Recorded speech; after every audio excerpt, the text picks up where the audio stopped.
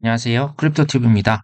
이번 시간에는 일본은행 사실상 금리 인상 무서운 게 올 수 있다라는 제목으로 말씀을 드려볼까 합니다.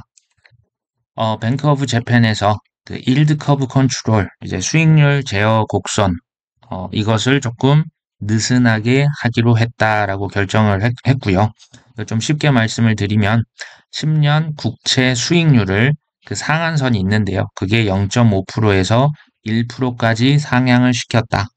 한번 이걸 쉽게 말씀을 드리면 일본에서 지난 잃어버린 20년, 30년을 극복하기 위해서 돈을 무제한으로 계속 풀고 있었죠. 자, 사실상 근데 이게 완화 정책이 끝난 거 아니냐, 사실상 이제 통화 긴축이 아니냐라는 얘기가 나오고 있습니다.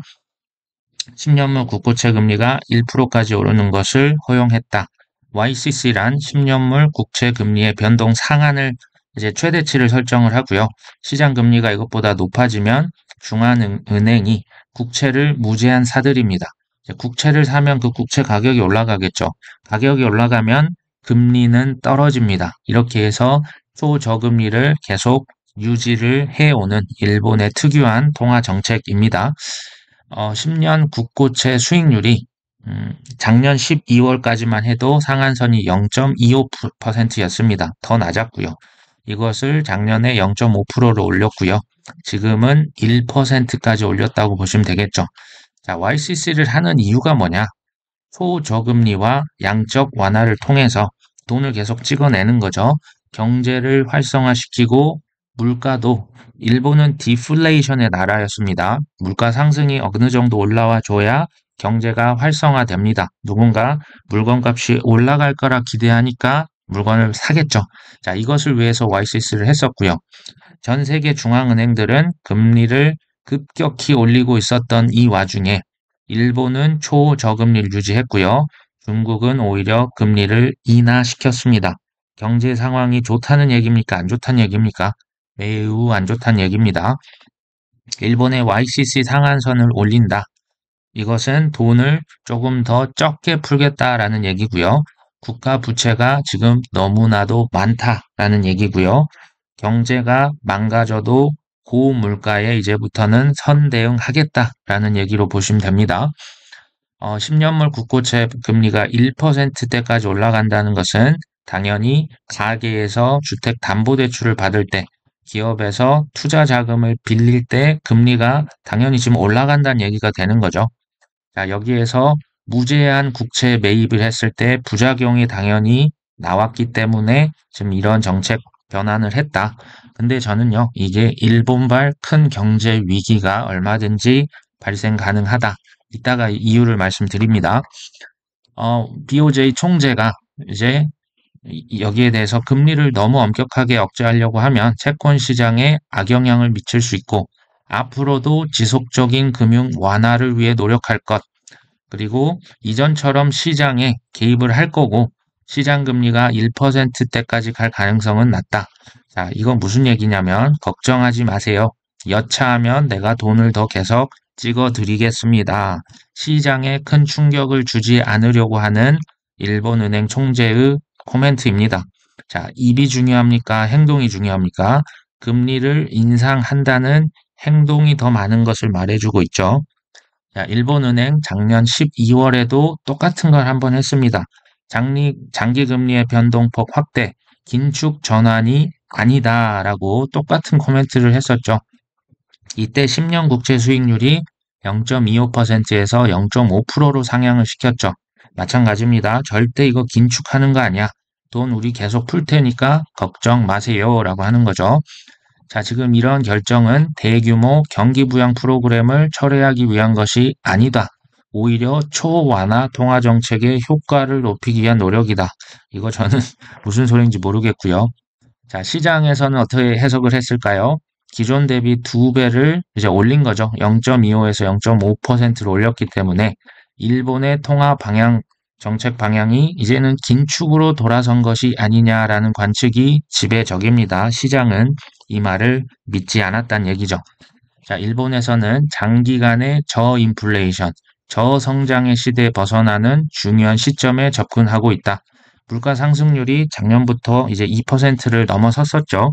그래서 이제 지금 구로다 총재에서 지금 다른 총재로 우에다인가요?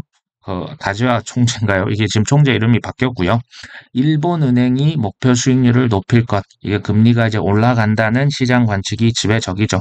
일본의 CPI, 소비자 물가 지표가 이제 3% 이상을 오랫동안 1년 넘게 유지를 하고 있는 그런 상황이라고 보시면 됩니다. 그렇기 때문에 금리를 아주 시장을 자극하지 않는 선에서 올렸다라고 보시면 되겠죠. 자, 일본발 큰 경제 위기가 가능한 이유가 뭘까요? 자, 쉽게 첫 번째 이유는 일본의 국가 부채가 커도 너무 큽니다. 자, 일본의 GDP 대비 국가 부채가 250%에 달합니다. 자, 그렇게 빚이 많다는 미국도 120% 수준에 불과하고요. 중국은 GDP 대비 지금 21%밖에 안 된다고 하네요. 한국은 GDP 대비 국가 부채가 49% 정도 됩니다. 일본이 얼마나 많은지 지금 아시겠죠? 15년도부터 21년에 국가 GDP 대비 채무 순위 항상 일본이 1위였고요. 아주 가끔 3위와 2위에 오른 적이 있습니다. 일본의 국가 부채가 어마어마하게 많죠. 빚이 이렇게 많은데 국가 디폴트를 맞지 않은 이유가 뭡니까?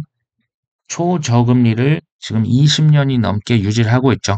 그렇기 때문에 이자, 그 빚에 대한 상환 부담이 사실상 거의 없었죠. 심지어 마이너스 금리를 그래서 유지를 오랫동안 했던 겁니다. 근데 이제부터 금리를 올리면 어떻게 될까요? 국가에서 1년간 벌어들이는 돈의 2.5배, 2.5년의 국가 GDP를 다 팔아서 빚을 갚아도 이게 지금 빚 갚기가 쉽지 않은 거죠. 두 번째입니다. 큰 경제 위기 가능한 이유는 와타나베 부인들의 변심입니다. 이게 이제 쉽게 말씀을 드리면 일본의 이제 경제 주체들이 있겠죠. 뭐 기업도 있고 뭐 국가도 있고 개인들이 일본의 금리가 워낙 낮으니까 일본에서 대출을 일으킵니다. 엔화 대출을 일으켜서요. 미국이나 유럽의 국가 채권 여기 그냥 들고만 있어도 5%씩 이자를 주고 있죠.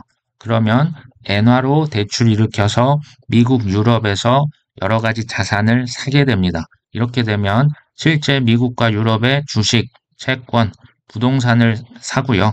여기에 대한 이자, 배당, 또 그 은행 이자, 국채 배당금까지 다 챙겼죠. 그런데요, 일본이 금리를 조금씩 올리기 시작하면 어떤 일이 벌어질까요? 이게 해외 자산, 미 국채에 대한 부분을 이제는 팔아서 일본에서 대출을 지금 받았죠. 이 대출 받았던 것을 이제 갚아야만 합니다. 그렇기 때문에 아까 샀었던 미국과 유럽의 주식, 채권, 부동산을 팔 수 있는 가능성이 커지는 거죠. 이게 사실 일본만의 문제는 아닙니다. 일본 경제 주체도 이걸 할 수 있지만 이제 다른 국가에서도 특히 이제 투자자들, 뭐 이제 헤지 펀드들 같은 경우는 일본에서 대출을 일으켜서 해외 자산을 매우 지금 많이 실제로 샀습니다. 그 친구들 역시도 이제 해외 자산을 팔고 일본의 빚을 갚아야 하는 상황이 동시다발적으로 벌어질 수가 있게 되는 겁니다. 자, 세 번째는 진짜 큰 경제 위기가 가능한 이유. 전 세계의 국가 기업 개인의 역대급 빚이 시한폭탄처럼 다가오고 있습니다. 지난 6월 달 미국의 국가 부채 한도를 다시 한번 올렸습니다. 부채 한도의 적용을 이제 25년 1월 1일까지 2년간 유예하기로 한 겁니다. 이 빚이 없어진 겁니까? 아닙니다. 빚은 더 늘어가고 있고요. 2년간 그냥 연장만 시킨 거죠. 자, 바이든이 뭐 학자금 대출 해줬는데요. 상환을 유예를 해줬는데 이것을 계속 연장을 시키고 있습니다. 자, 중국에서도 국가 부도에 맞은 스리랑카에 2년간 채무 상환 유예를 시켜주고 있죠. 자, 스리랑카는 이미 KO 된 상황이고요. 채무 상환에 대한 부분이 지금 탕감이 됐습니까? 유예가 됐습니까? 계속 그냥 밀어주고 있는 거죠. 중국에서도 소기업들 상환 유예를 시켰고요. 학자금의 상환을 이제 재개를 했기 때문에 미국의 은행들이 다시 또 위기에 처했다. 자, 유럽에서도 주택담보대출 코로나 때 계속 유예를 시켰던 적이 있습니다. 미국에서 모기지 상환 유예가 끝나자 주택들의 차압이 급증하고 있다. 이게 작년 6월 기사입니다. 자, 유럽 경제는 지금 어떨까요? 일본보다 더 안 좋다.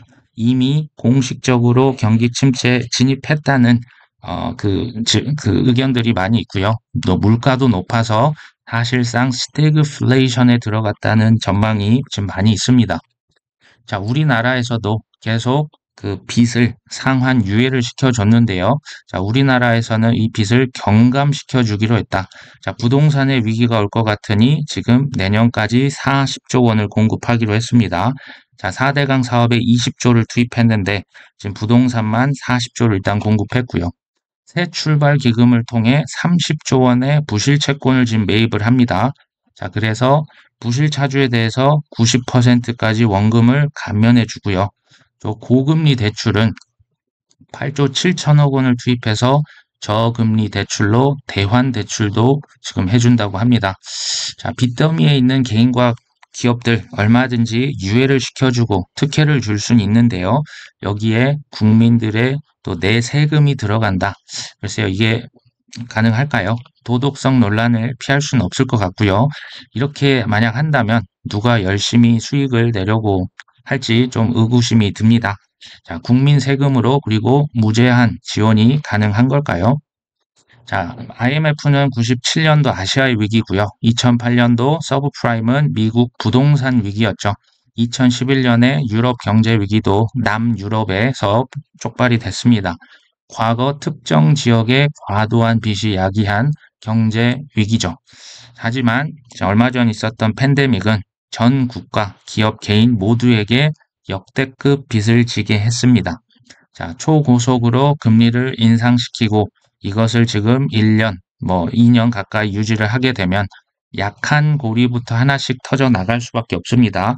자, 지금은 스리랑카다, 아르헨티나다, 일본, 중국 얘기를 하지만 결국에는 그 빚에 대한 대가를 치러야 하는 날이 오지 않을까요?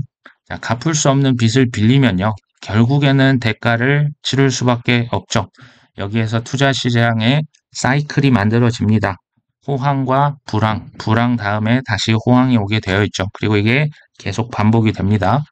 개인적으로는 당분간은 적극적인 시장에 참여보다는 현금을 좀 많이 축적하면서 큰 폭락을 대기해보는 게 어떨까 하는 제 개인적인 의견입니다. 이제 본인의 투자 철학과 소신에 맞춰서 투자를 하셔야 되는 부분은 마지막으로 말씀을 드립니다. 오늘도 끝까지 시청해 주셔서 감사합니다.